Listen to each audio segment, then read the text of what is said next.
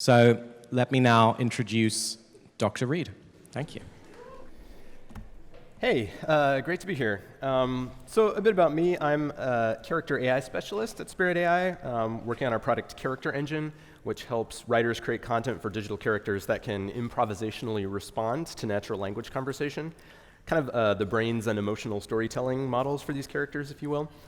I'm also myself a writer and a game designer, multi-time Indiecade and Independent Games Festival honoree, and my degree is in new media storytelling. I want to use my time today to talk about what I think our biggest challenge is here, and I really actually don't think it's a technical challenge. It's making a quill. It's building the tools writers need to create next-generation digital characters. Too often, the only available options for writers are working with code, which even in high-level languages can be overwhelming, or working in a creative tool not really designed for nonlinear content like Microsoft Word, where a lot of game industry scripts are written, or even worse, Excel. And if you've ever tried to be creative in Excel, you can attest it's not the best environment for that. Tools like these just aren't designed for making interactive content. Famously, the first time Nietzsche sat down at a typewriter, the first words he wrote on it were, "Our writing tools are also working on our thoughts." If you're using a tool like Word that's designed to create long linear documents, it's hard to remember to utilize the possibilities of an interactive medium. You don't get help seeing how dynamic text might look in play, or what content could lead into the fragment you're editing, or follow it. You start falling back to writing linearly because you can't help yourself. Your writing tools are also working on your thoughts. People are creating proprietary tools for this today, of course, but common standards and reusable frameworks are still few and far between. So I think a lot about how we handled these paradigm shifts in the past, and I mean the deep past. Like, let's go back 1,200 years ago to when Saint Isidore of Seville lamented the fact that the sounds of music vanished and there was no way of writing them down, because the Western tradition didn't yet have staff notation. And this seems incredible today, that you could wonder whether it was even possible to record musical melodies. But in Saint Isidore's world, there just wasn't a common language for this kind of content yet, and it wasn't even clear that there could be. It took a few hundred years of experimentation until finally a Benedictine monk came up with the core of modern staff notation, which makes it easy to record and share music, and which has survived now as a standard for coming up on 1,000 years. Printed books went through a long period of experimentation and transformation after the invention of the printing press, where things that seem incredibly obvious today had to be worked out through trial and error. Page numbers, margins, and how big they should be, bindings, tables of contents, size and shape of books, legibility of fonts, right? Early bookmakers did this work of experimenting. They didn't just settle for imperfect traditions carried forward from the days of hand inscription. They figured out what worked in the new world of the printing press.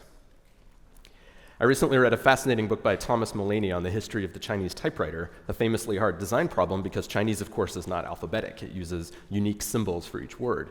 Many Westerners in the early 20th century thought the very concept of a Chinese typewriter was a joke or completely impossible. And the big Western typewriter companies tried to develop Chinese typewriters based on the same principles of American models. But as Chinese engineers began to develop their own typewriters, it became clear that the fundamental challenge wasn't mechanical, but mnemonic, how to arrange characters such that typists could remember their positions and become efficient at imprinting them. As designs continued to iterate, a profusion of different ideas and designs were produced, including this 1950s prototype that may have been the first mechanical appearance of predictive texting decades before it would be implemented in software. Western typewriter manufacturers never broke into this market. It was a radically different design space, and pretending it could be addressed with the same tools that worked for alphabetic languages was naive.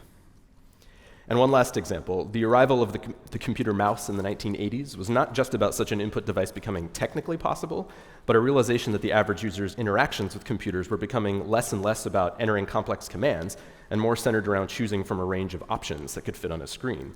Here, the right tool was something radically simpler, and that streamlining opened up personal computing to a new and much larger audience. Let's jump back to the present and creating virtual beings. I think we're at a similar moment now where the ways we create content are about to radically change forever. So here's a couple things we're doing at Spirit AI to try to help this transition along.